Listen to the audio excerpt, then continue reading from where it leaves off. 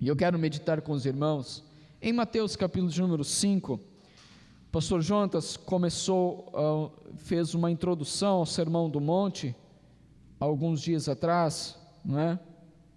E eu gostaria de falar sobre uma bem-aventurança. Gostaria de falar sobre uma bem-aventurança que Cristo ensinou. E eu gostaria de ler capítulo 5, Mateus capítulo 5, na versão NVT, versículo de número 3. Mateus 5, versículo 3 diz assim. Vamos ler todos juntos. Isso, NVT. Felizes os pobres de espírito, pois o reino dos céus lhes pertence. Felizes os que choram, pois serão consolados. Amém? Amados irmãos, que palavra maravilhosa é essa? Cristo, quando ele começa o Sermão do Monte, Cristo, quando ele começa o capítulo 5, ele começa falando sobre felizes os pobres de espírito, e depois ele vai colocando várias bem-aventuranças, ou seja, aqui a palavra traduzida significa felizes são, ou bem-aventurados são. Feliz é a mesma tradução, não é? E Jesus começa falando sobre, primeiro, felizes os pobres de espírito. E todas as bem-aventuranças, elas estão ligadas uma à outra. Jesus não disse apenas, Jesus não falou as bem-aventuranças jogando palavras ao vento, mas Jesus, quando ele começa com pobres de espírito, ele está seguindo uma sequência. Ele começa com pobres de espírito, para que no versículo 4 ele fala, bem-aventurados são os que choram, mas apenas pode ser bem-aventurado os que choram, se primeiro a pessoa for pobre de espírito, né? E assim, consequentemente, uma pessoa, no versículo 5 diz, né, felizes os humildes.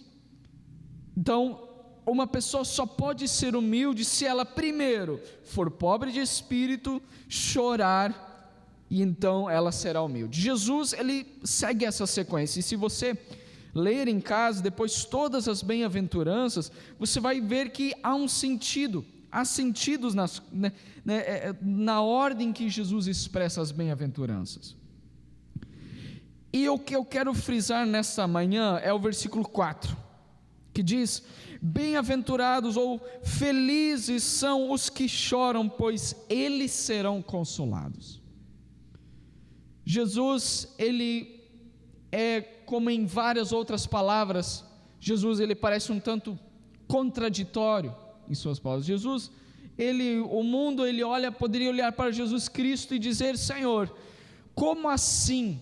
Nós já não temos motivos suficientes para chorar? Será que nós já não temos situações muito complexas, difíceis para nós aturarmos, que nós temos que passar dias, semanas chorando por causa de tantas coisas que nos acontecem? Será que a gente já não tem motivo suficiente para nós vivermos tristes? E Jesus vem e diz, felizes na verdade são aqueles que choram, não é? E como assim, Jesus? Como assim? Nós poderíamos perguntar, como assim, Jesus, é feliz aquele que chora? Jesus, obviamente, aqui não está dizendo, né, que é um choro de alegria, né? Eu estou chorando de alegria. Não, Cristo não está falando, Cristo está falando sobre aqueles que choram, esses são verdadeiramente felizes, são bem-aventurados. Como isso pode ser? Como que nós podemos entender esse choro? Aliás, o mundo vive dessa forma. O mundo diz, você tem que esquecer os seus problemas, você tem que esquecer as suas dificuldades, você tem que simplesmente esquecer aquilo que te faz chorar, deixe de lado aqueles problemas que te fazem estar em ansiedade, te fazem passar por momentos ruins, que te fazem sentir tristeza. Você precisa esquecer, deixar de lado, evitar tudo isso. Mas Jesus, assim como várias outras situações, Jesus diz, na verdade, realmente são felizes aqueles que choram. como que eles podem ser felizes? Como que alguém que chora, não por felicidade, mas aqui Jesus está dizendo, felizes são os que choram de tristeza, é uma tristeza aqui, há um choro de tristeza. Que choro é esse? Então o mundo, ele olha e diz que por causa dessa grande busca pela satisfação do dinheiro, do prazer, o mundo ele vive em constante procura por felicidade. O mundo não quer saber de mais um motivo para chorar. O mundo quer saber de satisfazer. Eu preciso estar feliz. Eu preciso estar feliz. Como assim? Jesus diz que eu sou feliz quando eu choro. Qual é esse choro então? Então, assim como várias outras coisas, o Evangelho ele vem e de forma contrária Jesus diz, felizes são os que choram.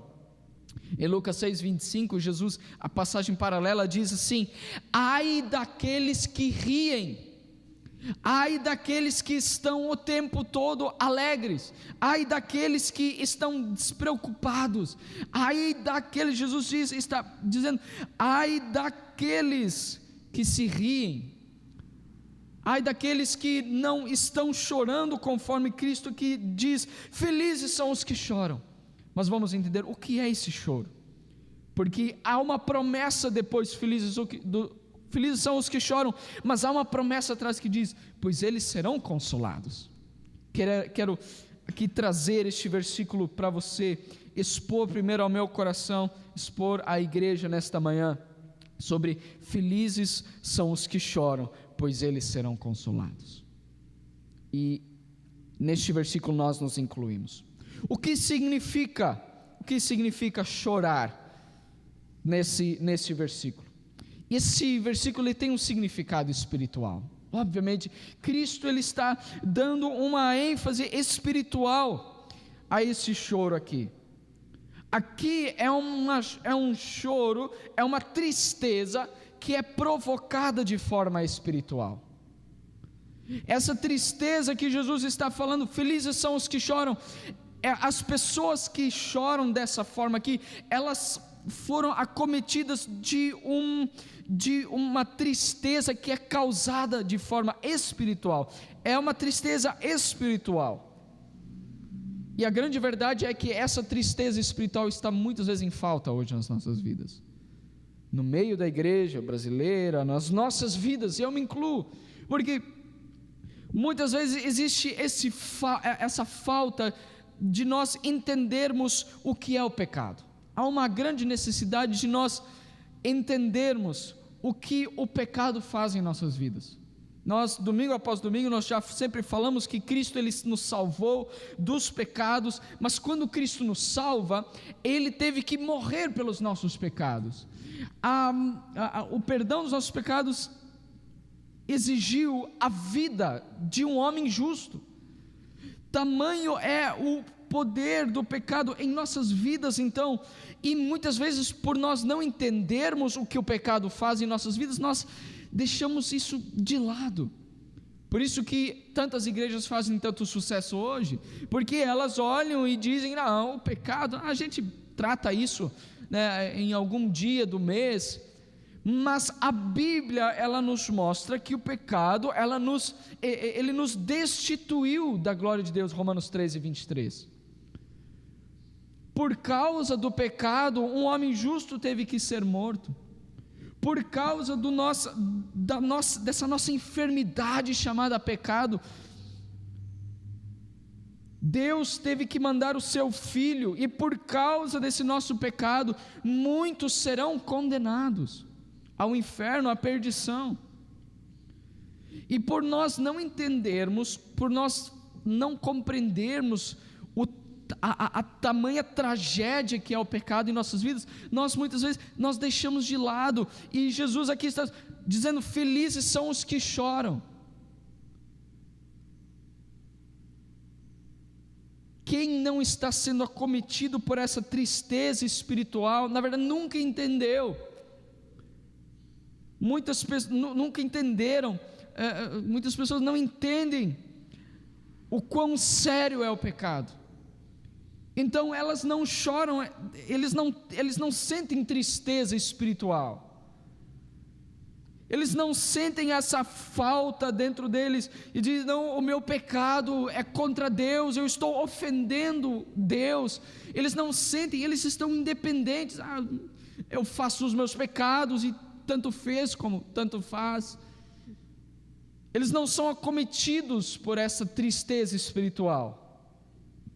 E nós muitas vezes somos assim. Falhamos com Deus, falhamos com o nosso próximo,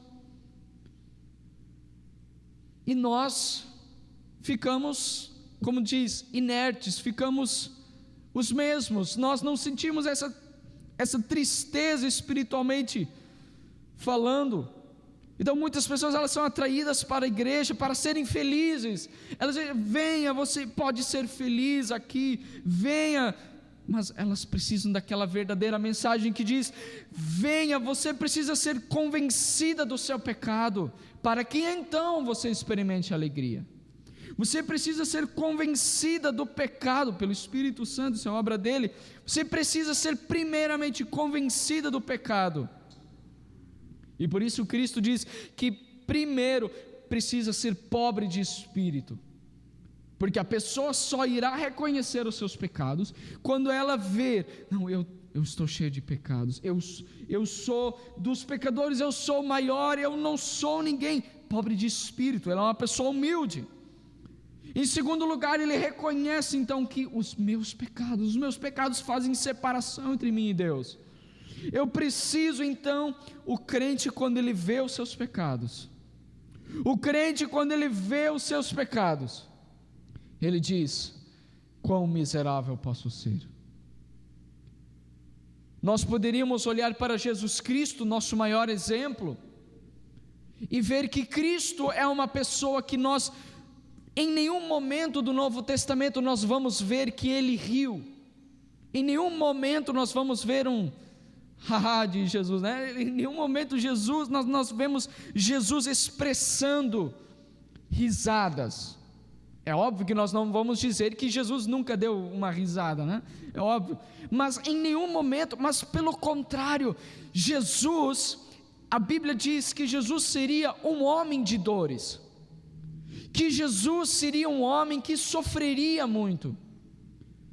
Por várias e várias vezes nós vemos Jesus chorando.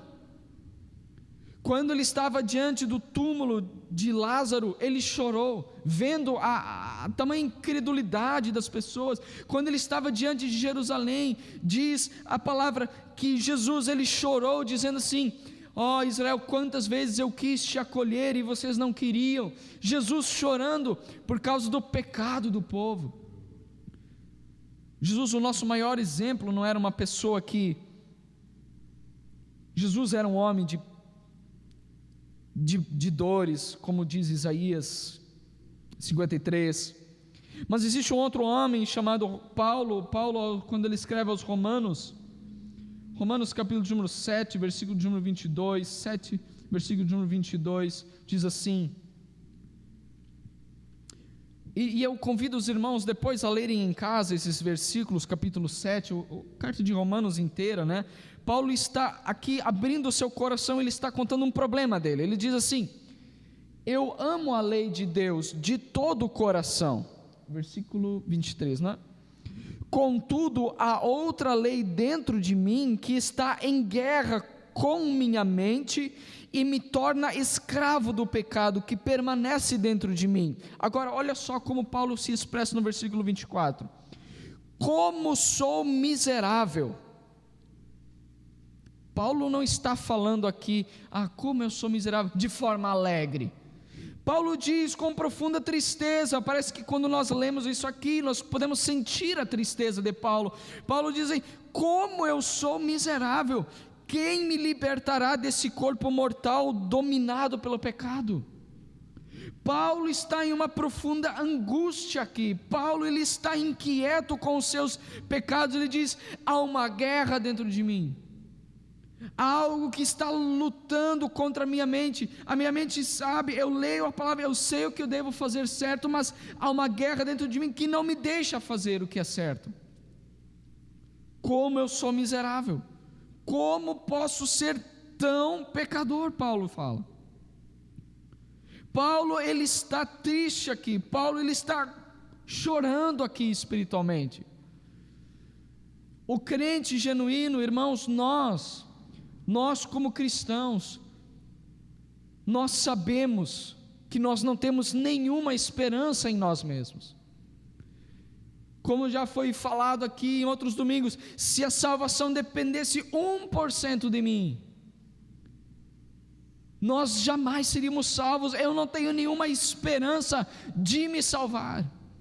Eu não consigo me salvar, não consigo fazer uma obra boa sequer, sem que isso seja pecado também, sem que Deus também haja através de mim. Nós, essa semana, publicamos lá no Instagram um devocional que dizia: tudo que você ver em mim de bom, saiba que é Deus, mas tudo de mal que sair de mim, esse sou eu mesmo, isso é eu mesmo. Então, como Paulo diz no versículo 24, como sou miserável. A única coisa que nos resta ao olharmos para nós mesmos é dizer: como eu sou miserável, como eu posso ser tão pecador. A única coisa, quando nós olhamos para nós mesmos e vemos eu não tenho nenhuma esperança, é dizer: como eu sou miserável. E simplesmente nós podemos chorar espiritualmente, talvez não derramando lágrimas, mas o nosso coração deverá se sentir triste. Amados irmãos, isso, se você olha para você mesmo e vê a quantidade dos seus pecados, e você se sente triste pelos seus pecados, se você se sente triste por aquilo que tem falado, se você se sente triste por aquilo que tem cometido, então saiba, amado irmão, que isso é o Espírito Santo agindo dentro de você. Porque é somente o Espírito Santo que pode te convencer de que algo que você fez de errado é errado. Somente Deus pode te convencer disso. Então é quando nós olhamos para Deus e vemos o quanto Deus é santo, quando nós olhamos para Deus e vemos: Deus é tão grande, olha o padrão perfeito que eu preciso alcançar, mas Deus, Ele é tão grande, Deus é tão santo, é um padrão que eu jamais conseguirei alcançar. Então eu olho para mim mesmo e eu vejo: nunca vou conseguir alcançar. Então a única coisa que o ser humano pode fazer é chorar. Ele se sente triste, sem esperanças em si mesmo, por causa do seu pecado. A Bíblia diz que quando nós olharmos para nós mesmos e olharmos e vermos o nosso triste pecado, a única coisa que pode nos fazer, e aí nós não temos o Espírito Santo em nós, estar independente aos nossos pecados, tanto fez como tanto faz, como eu disse já, vivermos igual ao mundo, tanto faz se eu roubar ou se eu mentir, tanto faz se eu cometer maledicência, tanto faz. O mundo pensa dessa forma, não há peso algum, mas para aqueles que têm o Espírito Santo, para aqueles que Deus abriu os ouvidos, a única coisa, quando eles olham para si mesmos, eles dizem: a única coisa que me resta é chorar, sentir tristeza pelo meu pecado. A Bíblia diz que nós devemos fazer o autoexame, chegar ao final do nosso dia e ver o que eu fiz, quais foram as minhas atitudes durante o dia, como eu agi com o meu semelhante, como que eu agi com o meu próximo. Será que Deus se agradou? Se nós fizermos esse autoexame no final do dia, nós várias vezes nós vamos perceber: Deus, eu falhei. Já diziam uma frase feita que diz assim: não adianta nós meditarmos, buscarmos ao Senhor pela manhã e esquecermos Ele durante o dia. E por várias vezes, se nós examinarmos no final do nosso dia, nós vemos que por várias vezes nós esquecemos Deus durante a passagem do dia. E a única coisa, ao olharmos para esses nossos defeitos, nós podemos sentir tristeza. porque não há esperança em mim mesmo, eu não consigo livrar-me por meus próprios, eu não consigo me livrar, não consigo me desfazer dessa minha mente que está escravizada pelo pecado, eu não consigo, não pelos meus próprios méritos, eu não consigo. Nós como cristãos, nós vamos perceber que existe então um conflito, existe essa guerra entre aquilo que eu deveria fazer e aquilo que eu faço. Há sempre uma guerra. Ou será que é muito fácil falar sempre a verdade? Existe essa guerra. Será que é sempre fácil? Nunca, e aí se aplica a vários outros pecados, a mentira, não é fácil, mesmo nós que somos justificados, mesmo nós que conhecemos Cristo, nós sabemos que não é fácil renunciarmos, e por muitas vezes nós caímos, nós pecamos, e a única reação daqueles que têm o Espírito Santo dentro de si é sentir tristeza. O mundo, amados irmãos, ele continua em sua atitude de pecado, sem se importar com o pecado, mas aqueles que estão expostos à palavra de Deus, como eu disse antes, aqueles que estão expostos eles não podem, eles ficam inquietos, não, eu não posso ser assim, eles sentem tristeza espiritual, causada pelo Espírito Santo. Amado irmão, quando você se sentir triste, se você se sente triste pelos seus pecados, saiba que essa tristeza é causada pelo próprio Deus no seu coração. Jesus diz: felizes, bem-aventurados são aqueles que choram. E nós poderíamos dizer: agora eu entendo, Deus, o que tu quis dizer. Felizes são aqueles que choram pelos seus pecados, pois, existe uma vírgula ali, pois eles serão consolados. A alegria daqueles que choram, esse pois, é essa palavra que faz essa ligação. Por que os que choram são felizes? Porque eles serão consolados. Jesus, é a única pergunta que nós fazemos para Jesus hoje: Jesus, como que nós vamos ser consolados? Como que aqueles que choram serão consolados? Então nós aprendemos até agora, primeiro ponto, é que se nós erramos, se nós tivermos o Espírito Santo, nós vamos sentir uma profunda tristeza, nós vamos chorar pelos nossos pecados, e essa é uma obra do Espírito Santo em nós. Mas como que o crente ele é levado ao consolo? Essa é a nossa pergunta, essa é a grande chave, essa é a mensagem de maior importância. Como que nós vamos ser então felizes, como a palavra diz? Felizes são os que choram, porque eles serão consolados. Qual é esse consolo? O primeiro consolo, como que nós somos felizes se nós choramos? Irmãos, o homem que realmente se arrepende, como uma obra, um resultado da obra do Espírito Santo em nossas vidas, é o homem que com certeza, aquele homem, aquela mulher que chora, que está inquieto, que está irado com os seus pecados, que não está contente com a vida que está levando, uma vida de pecados, a pessoa que está irada, que está triste por causa do seu pecado, essa é a pessoa que com toda certeza será levada aos pés do Senhor Jesus Cristo. Essa pessoa com certeza será conduzida para Jesus Cristo. Este é o primeiro consolo. A pessoa que vê a si mesmo, vê a sua miséria, o Espírito Santo lhe revela, Jesus Cristo como a sua primeira e perfeita e única satisfação. O cristão, ele olha para si mesmo e ele vê o tanto de pecados que ele comete, e ele diz: eu não tenho como me livrar desses meus pecados. E ele sente tristeza, ele sente angústia, ele chora pelos seus pecados. Mas a pessoa que chora pelos seus pecados, ele será levado para Cristo, e ele verá que lá é o único consolo que ele terá. É verdade, eu não tenho nenhuma esperança em mim mesmo, mas a única esperança que tem é Jesus Cristo.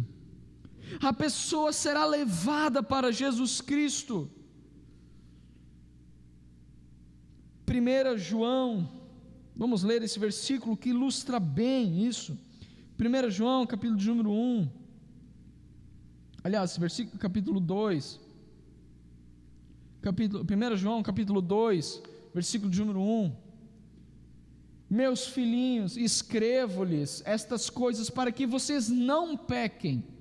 João está dizendo, para que vocês não pequem, eu estou escrevendo isso para vocês, mas, e aí Paulo está dizendo a cristãos, mas se porventura, se contudo alguém pecar, nós temos um advogado, que defende nossa causa diante do Pai.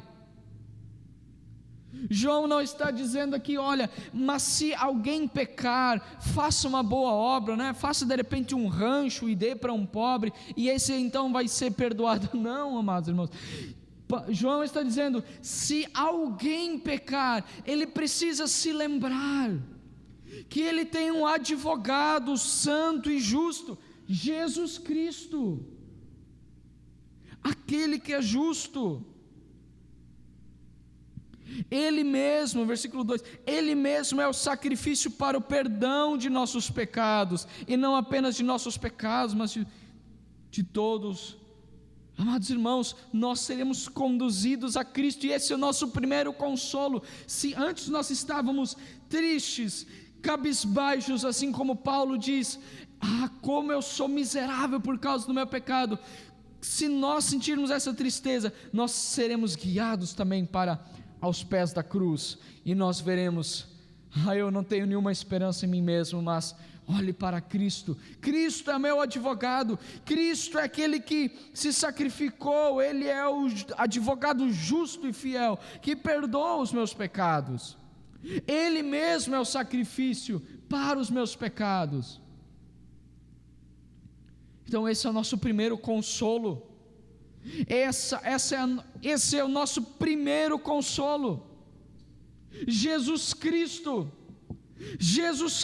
somente Jesus. Que nome maravilhoso! Jesus Cristo é o nosso único consolo, Jesus Cristo é minha única esperança.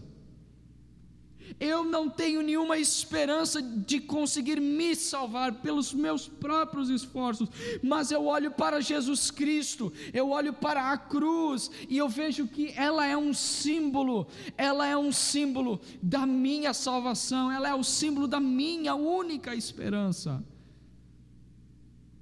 ela é a minha única esperança. Então a minha profunda tristeza é levada embora quando eu olho para Jesus Cristo, quando o crente é levado para Jesus Cristo. Esse é o primeiro consolo.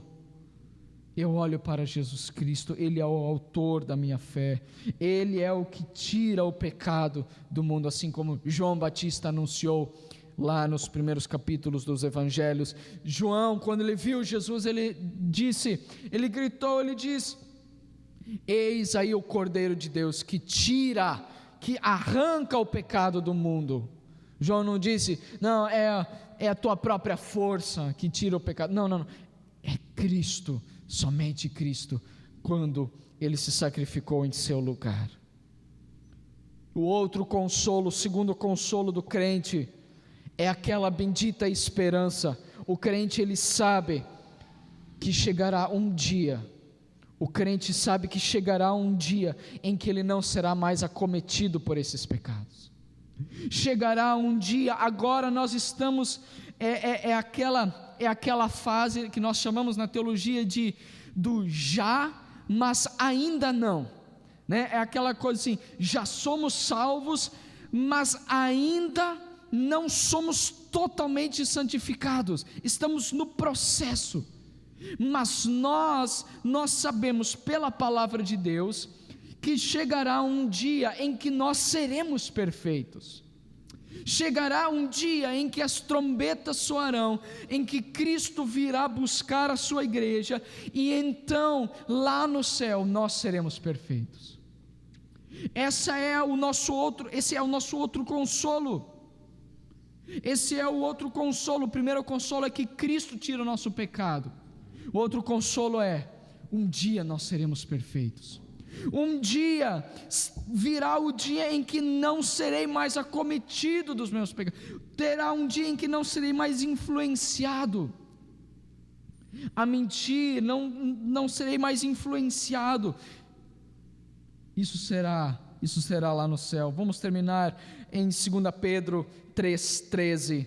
2 Pedro 3,13, que diz a palavra de Deus: nós, porém, aguardamos com grande expectativa.